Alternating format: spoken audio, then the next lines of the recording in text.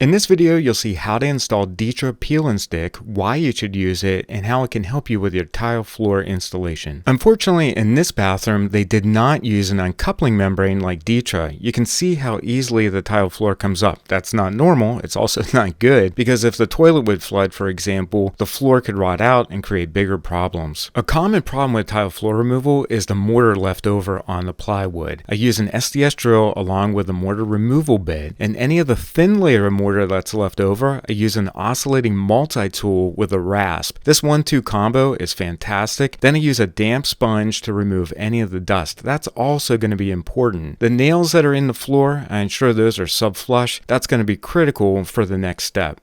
Before I move on to that, one quick note. I always check to make sure that the plywood or the concrete is level or flat. Flat just means in the same plane. In this case, it's level along the length of the floor, and that's going to be important for the tile work. I also check behind the toilet and in front of the toilet. In this case, it's a little bit off. If it's less than 1/4 inch off, not a big deal. If it's more than that, I self-level, and I always self-level before I install the DITRA. I'm installing DITRA Peel and Stick in this bathroom, and one of the things that I like to do is cut this to size and dry fit it around, for example, my toilet closet flange and any walls. This just makes the next step a lot easier. And in particular, I like to do this in the doorway. For example, I undercut the door jambs with the tile, but I also slide the DITRA underneath that. That way I have an uncoupling membrane underneath the tile in the doorway, and I also am able to ensure that I label the sheets so that I can quickly install this. Like in a lot of bathrooms, there's paint and primer and other products on the plywood. So I always shop vac this, and I highly recommend that you prime it. For example, DITRA Peel and Stick has a special primer, and I shake that up to make sure that it's a homogeneous mixture. I'm also going to be using a 1/4 inch paint roller to apply this. I pour it into a paint tin. You really don't need very much, so that's why I have the small container, and this dries extremely quickly, which is fantastic because if you want to install the peel and stick in one day, this is really helpful. The reason why I'm using the primer in this area is because I did feather it out using a different product, and then I do the exact same thing over the plywood. You can also do this over top of concrete. I set a timer for 10 minutes.